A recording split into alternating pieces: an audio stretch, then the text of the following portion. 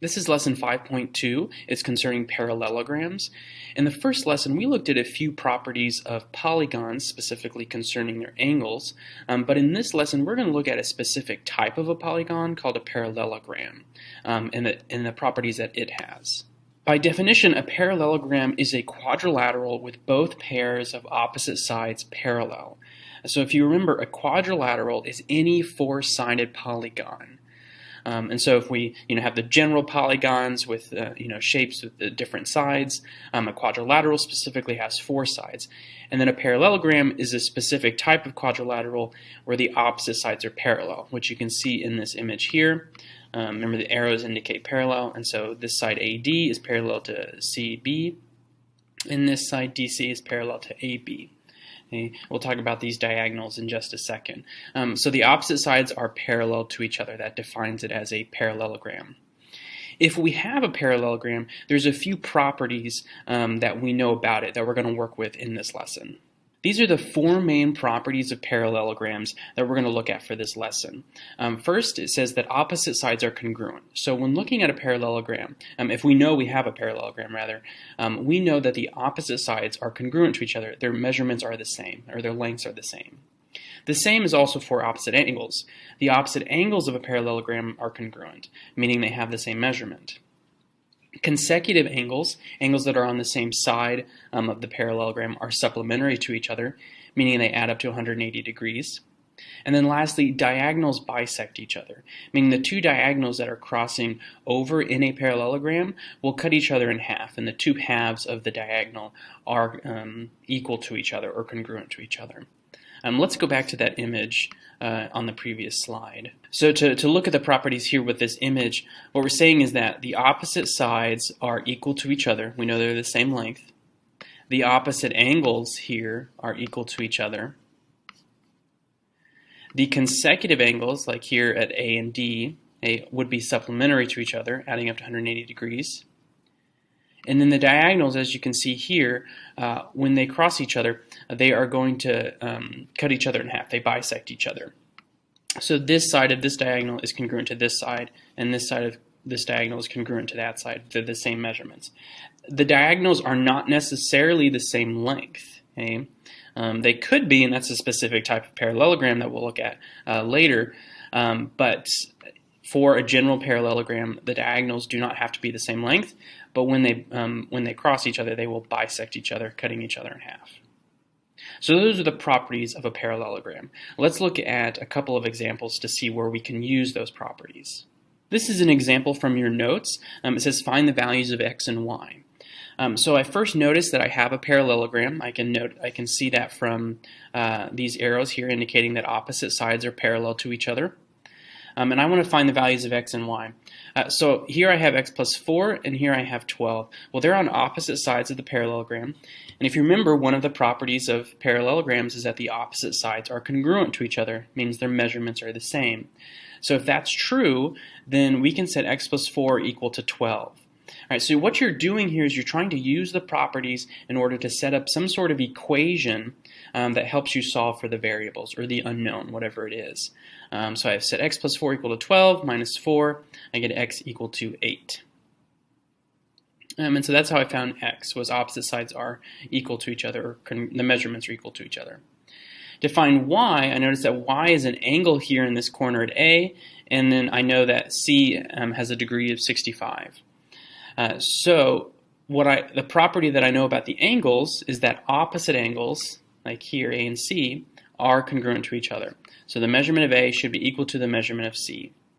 So I just set them equal to each other. Y is equal to 65, and there's nothing else I need to solve there. Y is equal to 65 because opposite angles are congruent.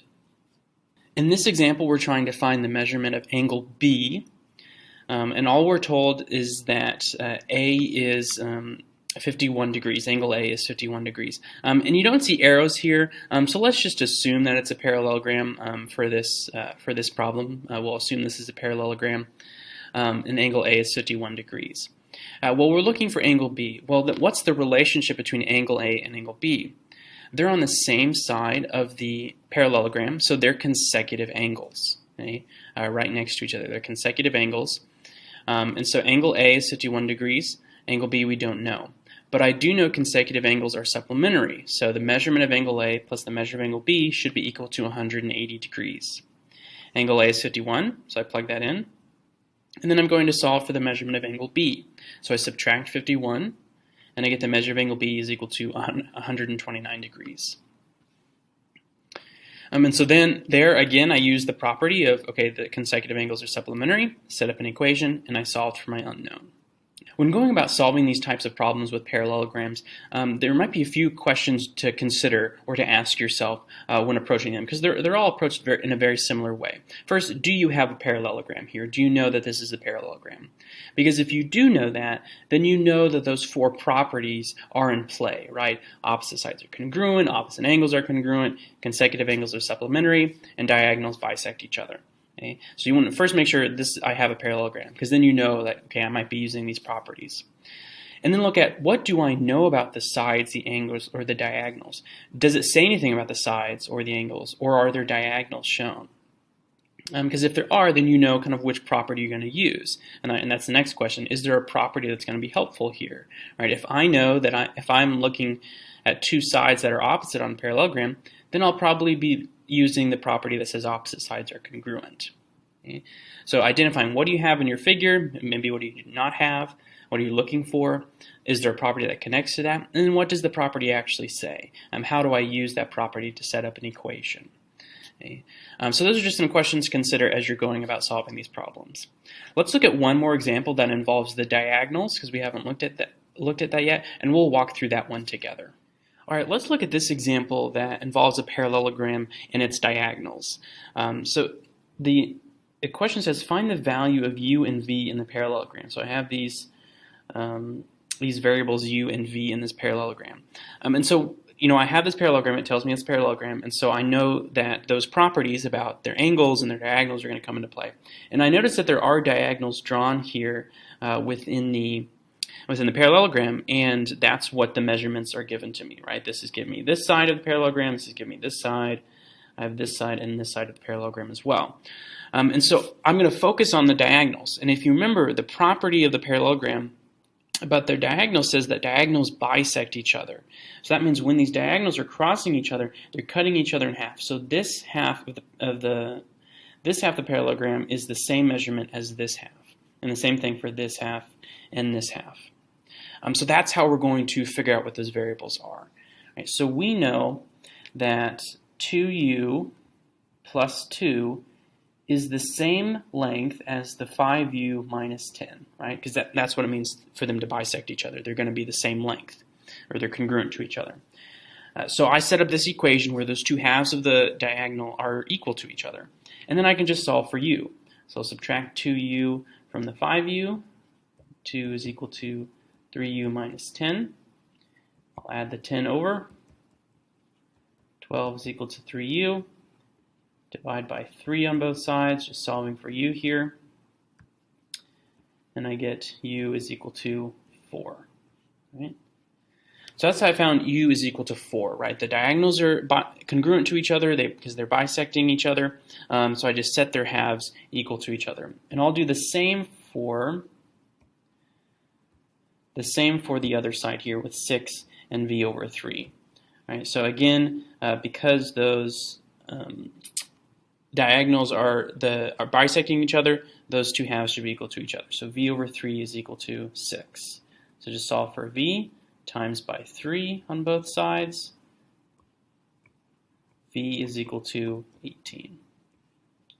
And that's it. So I just used the fact that, you can't really see it, can you? Use the fact that the diagonals are bisecting each other to set up these equations where the two halves of the diagonal are equal to each other, and then solve for the variables. So again, I just ask yourself that question: what is in my image, right? Am I talking about diagonals? Am I talking about sides or angles? And then what's the properties say about them? Are they congruent, supplementary? Do they bisect each other? What's going on here? And then you can set up your equations and solve from there.